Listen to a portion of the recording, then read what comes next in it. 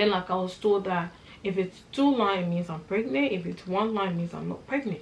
So I waited for the result, and it came out positive. 2 lines, and I just broke down. I wasn't like crying because I was pregnant. I was crying because my parents was Jehovah Witnesses, and also being a Liberian, not finishing school, getting pregnant in a Liberian community, that just blew my head up. Hey guys, welcome to my YouTube channel. My name is Tutu. So in today's video is going to be a little different, okay? So I thought to do story time about when I was pregnant with my daughter, okay? And my experience coming from an African home. Precisely, I am from West Africa, Liberia. Okay, I'm a Liberian. Okay. So coming from an African home, I just wanted to share my experience, all right? And yeah, so I was 15 years old when I got pregnant, and I was still in high school at that time, okay? And I was a good dancer, okay? Good dancer. I was also a really good runner for my few friends that know me back when I was young. I was a good dancer, I was a good runner, and I was a good student, okay? Oh my god! Wow! And I didn't really like, when I first moved to Australia, my school experience wasn't really good, especially when I was learning English. It wasn't like getting used to the school system here. I wasn't really like used to it. It was very like, there was a lot of bullying going on in school at that time, and I just didn't like it at all. Like, I got suspended a few times from fighting, from getting angry, for people like abusing me, like, you know, like I just didn't like, I wasn't just used to it. But when we moved school, and the school that I was attending at that time, it was very good. It was mixed, it was multicultural school. There was a lot of islanders, there was a lot of Africans. So I felt like, yeah, this is the best place I needed to be. Like, I was good. I got along with a lot of people. This teacher, the student was just so good. There was so many activities for multiculturals. It was amazing. Like, I got involved in so many activities. I got involved in like African multicultural days, festivals at Blacktown. There was a lot of dancing programs out there for migrants and all that stuff. So like, it was quite good. So I'm just gonna jump right into this video, okay? And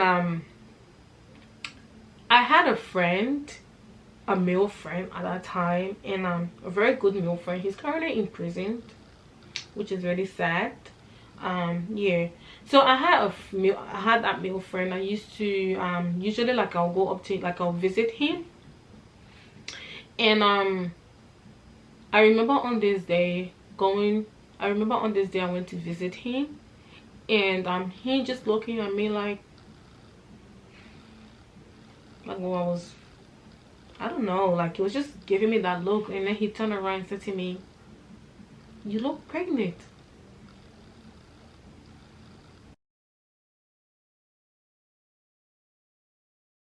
Really, I look pregnant. It was coming from a guy, so like, I didn't take him serious because it's coming from him. How can a guy know I'm pregnant? Like, he's a guy. But anyways, and then he said to me, "No, you actually do look pregnant. Maybe you need to do a test." So I was just like, fine.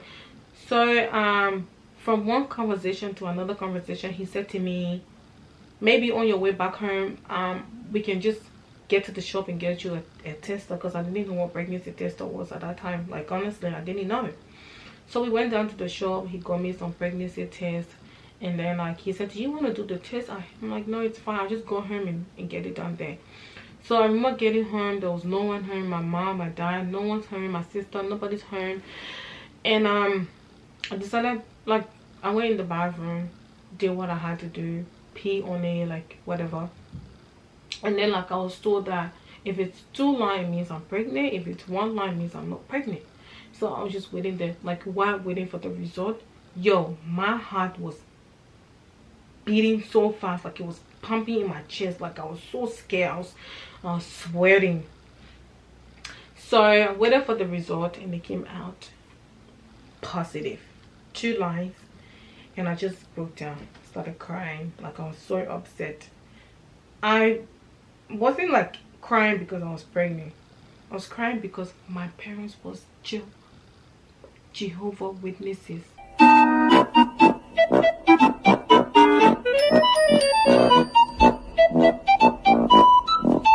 Also, being a Liberian, not finishing school, getting pregnant in a Liberian community, that just blew my head up. Like, it just blew me. What am I gonna say? People's gonna say so much stuff about me. So I just cried in the bathroom, suck it up, went in my bedroom, and I decided to have the pregnancy test. And after I had that, I went to school the next day.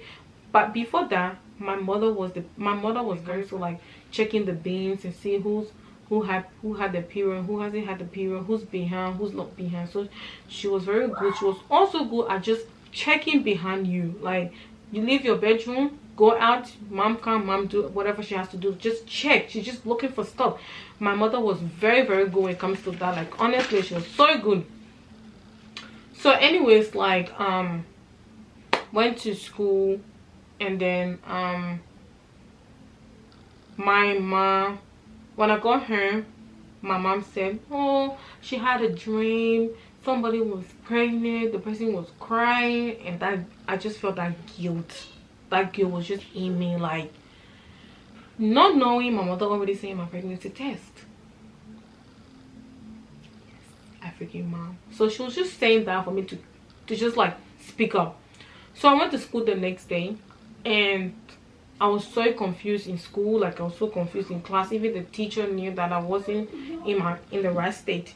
So I was told to go to the office, and I went to the office, and I just broke down. Like, I'm not going home, because if I go home, my mom's gonna kill me. Like, she's just gonna finish me up. So after school, I ran away, and I was staying at a friend's place for a while. So, and at that time, like, I decided, I'm like, I'm not gonna go stay in an African home or in an African community, because I know people just gonna say so much stuff about me. And which is true. Like, the news went out that I was pregnant, and people were saying things, like, people were talking about me. It was just so hurtful. Like, the things people were saying was just so hurtful. Like, oh my god. So I started like I started breaking down. Like, I didn't know what to do. I thought of taking the baby. Like, I thought of doing abortion. I just felt like killing myself. Like, honestly, like, I was just over everything. Dealing with my parents being Jehovah's Witnesses, dealing with my parents on how I'm going to handle the situation with them, and then I have people on the other side talking about me, saying all these negative things about me, saying that I'm not gonna I'm not gonna get married because I had a baby, I'm pregnant out of wedlock. I'm not gonna get education because I'm so young, I got pregnant, my life is over, and just all that stuff was just going in my head. Like, so I decided to move somewhere where there will be no African. So I moved Wollongong. Where I was, there was no African. It was just full of white people. Like, everywhere you go, just white people. I felt very happy living in that community, because knowing that I'm not waking up and hearing people saying things about me. Changed my contact. I got on Facebook. I'm like, I just don't want to deal with any negative thought at the moment. Like, I don't want to deal with any negative things. I'm pregnant. Fine, I understand, I get it, I'm gonna deal with it. Okay, so I moved away, and I was quite happy. Then I moved to South Australia, and that's where I was staying till I had my baby. And told my mom I gave birth. Mom got on the flight the next day to South Australia, Adelaide, came to see the baby. She was very happy. She showered the baby, took pictures and everything. Got home, and people started calling me when she got back to Sydney. I had people calling me, your mom is so in love with the baby. Everything, like, if you walk in my mom's house, like, everything from the kitchen to the bedroom is Patricia. Like, pictures full with Patricia's everywhere. Sometimes my mom would just go and buy baby stuff and just put it in the house, even though Patricia wasn't in the house, but she'll just do that.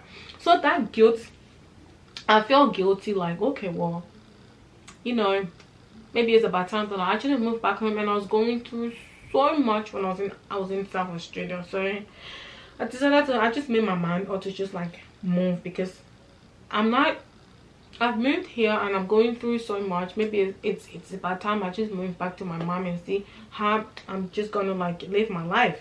Maybe my life over. Maybe it's actually true when you have a baby at a young age, your life is over. It's true, like no more education. I tried so hard when I was in South Australia to go to school. I attended mom classes. I used to take in Patricia with me. We'll go to class. She goes to the baby section. I go to where I needed to learn.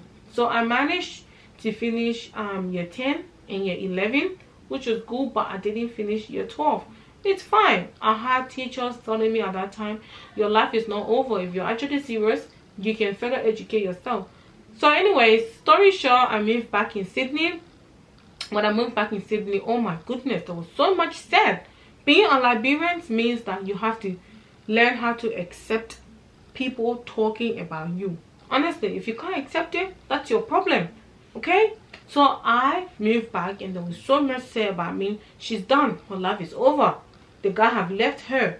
She's a single mom. She's not. She didn't finish school. Nobody's gonna find her attractive. She's finished. Her life is over. Oh my god. All these things. Like, people were saying it. But I knew that I got pregnant, ran away, came back home. My mom accepted me. My dad accepted me. Living in the house, not paying rent. My dad, remember my dad would go and do a lot of shopping, come back home with food, nappies. For Patricia, I'm just like, my parents accepted me. They're willing to do this for me. You know, it's about time that I make them proud. So I decided to go back to school. I went to TAFE. I did certificate 3. I did went and got my driver license and everything. I bought a car. I bought my first car. And then while like going to school, finished trying to get my, I was studying disability certificate 3. So while studying, I went to do a work experience. So when I went to do the work experience, I did 1 week of work experience, and the manager there fell in love with me. She was so awesome. She's very good heart person. So she said to me, you're very, very good. Like, you don't have any experience, but you're very good in a job. So she said to me, you know what? I'm going to employ you as a student, but you're still going to get paid. So I was meant to do 2 days every week, but instead I was working 5 days. And I was getting paid as a student disability. Maybe I should go back and do certificate 4 in disability, because my mom always said if you do that, you get paid rise. So I went back, did certificate 4 in disability, got pay rise, which was very, very good. And things started moving very smooth for me, not just for me, but for my daughter, my mom. There was a lot of like, we started building relationship, like good relationship, and yeah, like things started getting pretty awesome for me. So I started getting myself involved in a lot of things, like doing hair, doing makeup, just to have that extra cash at home. I know that the reason why I decided to do this video is because I just want to pass a message on to like other young girls out there, like young moms like myself who got pregnant at a very young age and who's pregnant right now. I just want to tell you guys that being pregnant is not the end of the world, especially, okay, you can bounce back up, you can pick yourself up if you're willing to.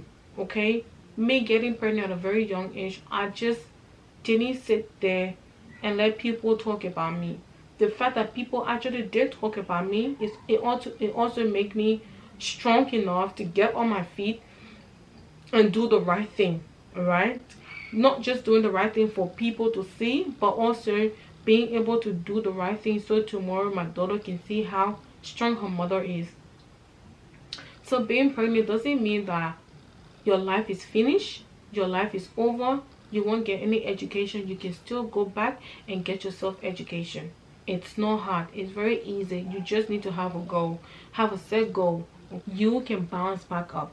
My mistake I made me bounce back up double time. Okay, and sitting down where I am now, looking at myself, I can go into a saving account and get a couple of hundred if I need it. All right, I do makeup, I do hair, I do a lot of stuff, like just to get money, just to better my life. I live at home with my parents. I'm happy. Like, I'm currently going to school. I'm studying diploma in community services in case management and youth work. People say my life was over, but I didn't say God said to me, your life is not over. You can still bounce back up. So if you're young out there and pregnant, it's not the end of your life. Do not listen to what people have to say. Do not let anybody put you down, okay? And so pretty much that is just my message to every single young mom out there. At the moment, people ask me, how do you do it? Like, you're working, you have a child, you work full-time, you go to school. I work full-time, I'm going to school full-time, and I have other stuff that I do. I do makeup, I do hair, I have my YouTube channel right here. So if people ask me, how do I combine all of that stuff together? It's just planning, have time, just have a set goal. That's all you need, and you'll be fine. Just want to pass this message out to every single young person, especially in the African community. Do not listen to what people say about you being pregnant. Your life isn't over. Sometimes you just got to make a mistake to know who you are, okay? Sometimes you got to lose to gain. If you don't lose in life, you don't gain, okay? You need something to just lift you up. And I said to myself, maybe if I didn't have my child, be where I am today, okay? If I didn't have my child, I probably won't be where I am today. The fact that I have my daughter, I'm very grateful. I am very happy where I am today. So that's it. If you enjoyed this video, give it a thumb up, leave a comment down in the comment box below, and if you have any video requests, please leave that in the comment box below, and follow me on my social platform, Snapchat, Instagram, and Facebook. I'm going to leave everything down in the description box below, okay? So that's it for now. Thanks, you guys. Bye bye.